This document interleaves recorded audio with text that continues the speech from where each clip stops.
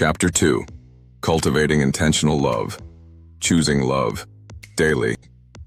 Love is a choice, not just on your wedding day or on special occasions like anniversaries and holidays, but every single day. It's a choice made in the quiet, unseen moments of life that often feel ordinary. The decision to love daily transformed everything in my marriage. At first glance, the idea of choosing to love your spouse might seem obvious, perhaps even too simple. But living that truth with intent, day in and day out, can turn your marriage into something extraordinary. When my wife and I first met, love felt effortless. Every moment together was filled with excitement. I remember looking forward to every opportunity to see her and spend time with her. Our conversations stretched late into the night where nothing else in the world mattered but being with her. Those moments were pure, but they were also driven by emotions. Back then I thought love was those butterflies in my stomach, the excitement, and the effortless connection. And while those feelings were real and beautiful, I began to realize something far more meaningful about love as time passed. Love isn't just something that happens to us. It's not some magical force that sweeps us through life without any effort on our part. It isn't simply a feeling that comes and goes depending on circumstances. Love is a choice, a deliberate decision we make over and over again. It's a choice to be patient when your spouse is stressed, to forgive when you've been hurt, to speak kindly when it would be easier to snap back. This is the core of intentional love. It's about making daily, often small decisions that show love, honor, and cherish your spouse, not just with words but in action, in how you live your day-to-day. Intentional love requires both effort and faith. It calls you to see your spouse through God's eyes, to love them in a way that reflects His grace and compassion, and to make that choice every day, regardless of how you feel. When you start viewing love in your marriage as something you choose to give, rather than something you wait to feel, it transforms your mindset and the entire dynamic of your relationship. Everything shifts when love becomes a deliberate act. Making love a daily choice. For me, one of the most significant shifts in my marriage came when I learned to start my words of frustration or disagreement with saying, "I love you." It might sound simple, but it was a powerful tool that reshaped not only how I spoke to my wife, but also my mindset and how I thought about conflict and communication. Whether we were arguing over something small or something big, if I felt frustrated, I made the decision to say, "I love you," before addressing anything else.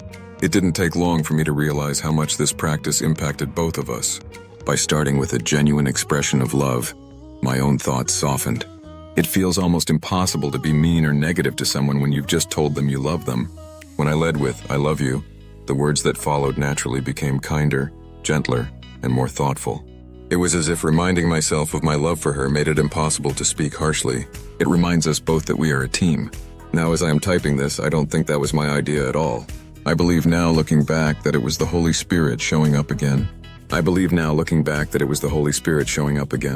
The Holy Spirit has a way of moving in us quietly, guiding our hearts and shaping our words even when we don't realize it. Galatians 5:22-23 tell us that the fruit of the Spirit is love, joy, peace, forbearance, kindness, goodness, faithfulness, gentleness, and self-control. These were the things I was start to see more and more in my life. The effect on my wife was immediate as well. She started noticing the change and expressed her appreciation. The tension in our conversations decreased, and instead of feeling defensive or hurt, she felt valued and loved. It wasn't about who was right or wrong in those moments. It was about preserving the connection between us, even in the midst of conflict. This small practice of starting every difficult conversation with love became a daily habit. It wasn't always easy, but it made an incredible difference in the way we communicate and handle disagreements. When you lead with love, everything else follows in a way that honors God and strengthens your relationship. The barriers to loving intentionally. Choosing to love every day sounds beautiful in theory, but the reality can be tough. Life throws distractions, frustrations, and all sorts of challenges your way, making it hard to stay focused on loving your spouse with purpose. For me, one of the most significant barriers was simply not knowing how to love intentionally. There was a season in our marriage when my wife and I felt more like business partners than a loving couple. Granted, we actually were.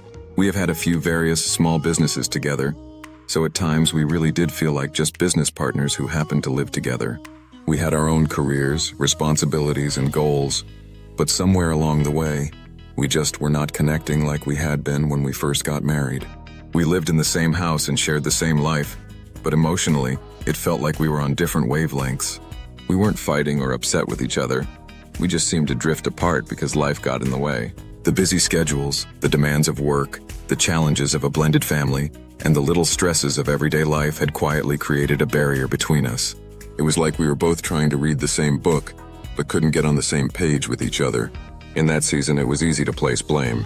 I found myself complaining about things that bothered me, thinking it was her responsibility to fix them. I wasn't happy. Why wasn't she making me happy? She's my wife. That's her job, to make her husband happy, right?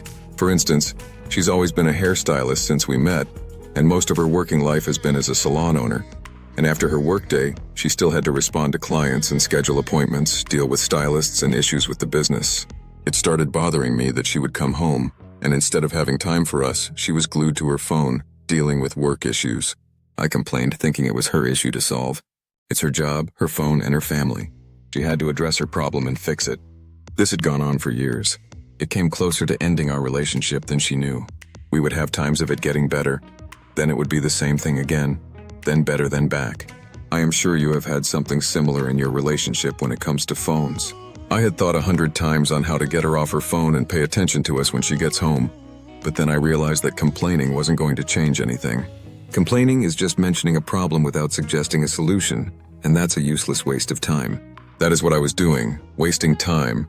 Our time together by complaining when I should have been producing and helpful by trying to find a solution for our problem. I decided to shift my perspective and take responsibility for the problem I was feeling. I thought, what can I do to make this situation better? How can I solve this in a way that honors God and strengthens our marriage instead of it being someone's problem they have to fix? That's when I came up with the idea to ask if she wanted me to drive her to work.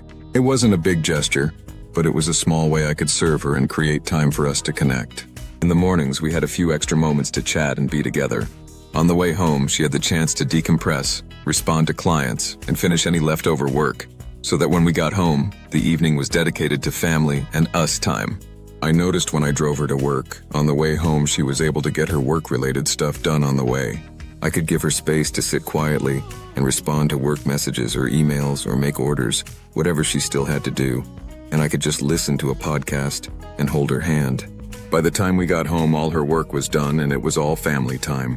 When I realized that complaining just made things worse, and myself bitter. But when I was able to shift my mindset in a way that helped me to find a practical and loving solution in a God-honoring way, what I thought was a problem has become one of our greatest times to connect. When she has work to do, she's able to get it done before she gets home. If she doesn't have work, we get to talk or listen to a sermon or a podcast. This little part of the day has become so important to us that I feel like not doing it now when I'm able could be a sin against my marriage. This small change made a big difference. It took what felt like a barrier, her work obligations, and turned it into an opportunity for us to connect and enjoy each other's company. Instead of seeing it as her issue for her to fix, I made it our issue to solve together. By choosing to take action rather than complain, I was able to approach the situation in a way that pleased God and brought us closer. What I thought was her problem with the phone was actually an opportunity to make her day less stressful and create more time together. If she has a 30-minute drive to and from work, that is an extra hour a day we get to spend together, and an extra hour a day she can work and have a little less stress. In a month, that is about a full extra day my wife and I got to spend together. In a year, it's nearly 10 extra days of each other's company we have added to our life. It may sound small in the start, but that little act of service adds up to a giant reward of time together we get to spend together. Overcoming the barriers. The first step to loving intentionally is identifying the barriers that stand in your way.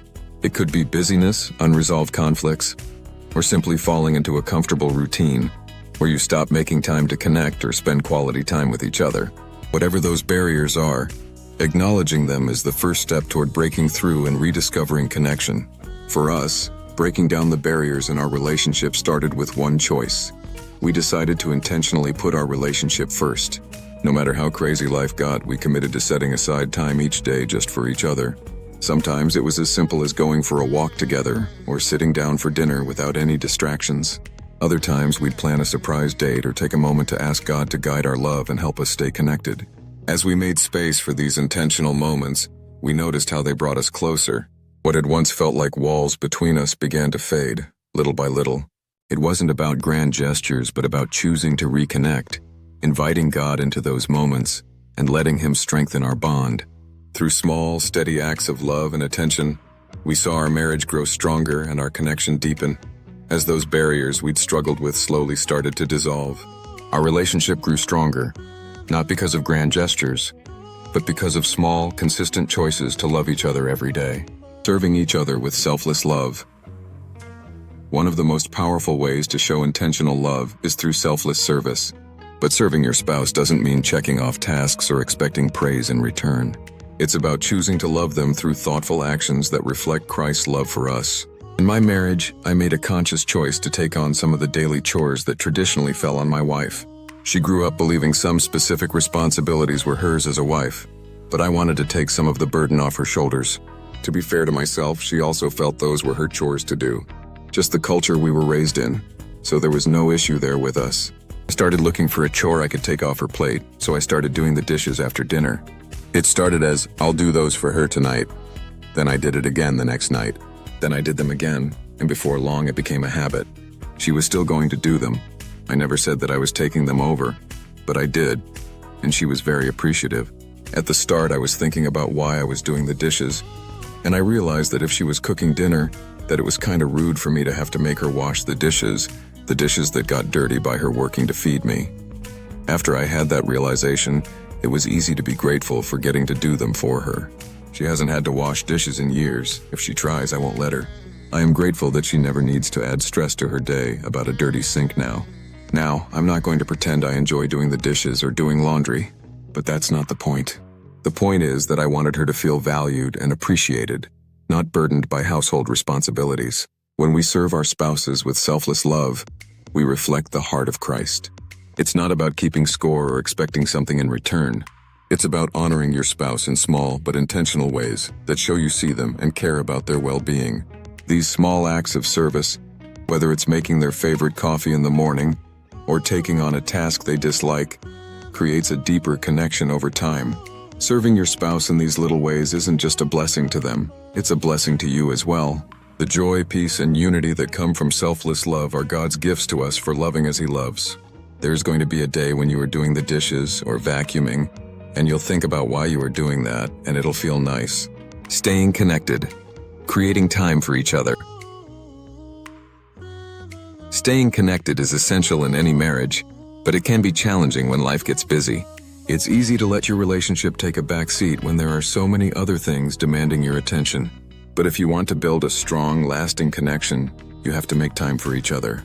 One simple way my wife and I stay connected is through our daily car rides. I drive her to work every day when I can, and it's become a time for us to talk, laugh, and share about our lives. In the mornings, we have a chance to chat before the day gets busy. On the way home, she uses the time to finish any leftover work, responding to clients and scheduling appointments, so that when we get home, it's just about us. This small routine has made a big impact on our relationship. It turns what could be a stressful transition from work to home into a peaceful, intentional time for connection. And by the time we walk through the front door, we're both ready to focus on each other and our family, not work. One of the ways we found to stay connected was by building small daily rituals that naturally drew us closer. Sometimes it was as simple as making each other a cup of coffee in the morning or taking a few minutes to talk at the end of the day, no matter how busy we were. We made a point to share even the everyday tasks, running errands together, or cooking side by side. We also sit on the same side of the table when we go out, instead of across from each other. That way we can keep constant physical contact. These little moments became something we looked forward to, and gave us chances to reconnect in ways that felt simple but meaningful. Over time, these small habits helped us strengthen our bond, turning ordinary routines into quiet expressions of love and togetherness. Staying connected doesn't require grand gestures or elaborate plans. It's about being intentional with the time you have. Even a few minutes of undivided attention each day can make a world of difference. Intentional love is a reflection of God's love. Intentional love isn't a one-time decision. It's something you choose to give every day. When you make the choice to love your spouse intentionally, you're reflecting God's love in your marriage. And the beauty of that is when you focus on honoring God through your marriage, you'll find that your relationship becomes deeper and more fulfilling than you ever imagined. As you put these steps into practice, starting difficult conversations with love, serving each other selflessly, and staying connected, you'll see the transformation take place. It may not happen overnight, but with time, consistency, and faith, your relationship with God as well as your marriage will grow stronger. And remember, this isn't about striving for perfection. It's about taking small, intentional steps each day that reflect God's love for you and your spouse. Your marriage is a beautiful offering you can give to God as worship. By choosing to love intentionally, you're not only honoring your spouse, you're honoring the one who brought you together. Keep choosing love every day, and watch how God's presence grows within your marriage, in a way you actually feel Him, bringing deeper joy, peace, and a love that reflects His love for us. Practical steps for worshiping God through your marriage. Here are a few practical ways to start using your marriage as a way to honor and worship God. 1. Start every difficult conversation with "I love you." When disagreements arise, begin by saying "I love you" before addressing the issue. This sets a loving tone for the conversation and keeps the focus on resolving the problem together. Example: the next time you feel frustrated or are about to argue, take a moment, look at your spouse and say, "I love you" first. This immediately softens your approach and helps both of you remember that your relationship is built on love, not conflict. It's a small shift, but it makes a huge difference in how the rest of the conversation goes. 2. Serve each other. Take on a chore without being asked. Find a small task your spouse usually handles and take care of it without being asked. It could be as simple as folding the laundry or making their favorite coffee in the morning. These little acts of service show them you care and lighten their load. And don't stop at doing it just once. Choose a way to serve them regularly and make it part of your routine. Example: if your spouse typically washes the dishes after dinner, surprise them by stepping in to do it instead. Taking on a chore they're tired of or don't enjoy is a way of saying, "I'm thinking of you, and I want to make your day a little easier." It's a small way to honor God and your spouse through thoughtful, selfless love. These simple, everyday actions can have a profound impact on your marriage, helping you love each other more deeply while also honoring God.